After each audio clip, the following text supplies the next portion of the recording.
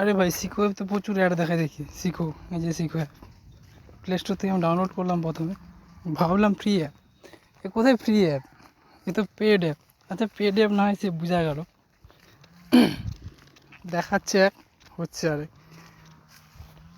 যেমন আমার আধার কার্ডে কিছু শেখাচ্ছিল, এখানে আমাকে দেখাচ্ছে কত, 29 রুপিস।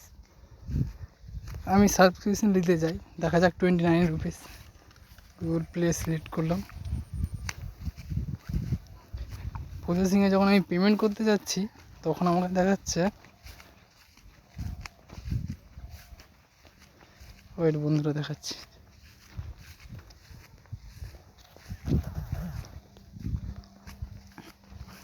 $149।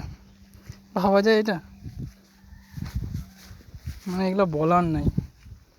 দেখাচ্ছে 29 টাকা, পেমেন্ট করতে যাচ্ছে দেখাচ্ছে 149 টাকা। মাথা খারাপ,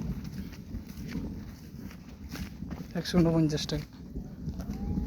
এটা তো ব্লাঙ্ক হয়ে গেছে, কেন এটা গুগল প্লে, তো গুগল প্লে একটু সিকিউর আছে তার জন্য ব্লাঙ্ক হয়ে গেলো, নাহলে দেখাতাম দাদা। আপনার দেখবেন সমস্যা এরকমই হচ্ছে।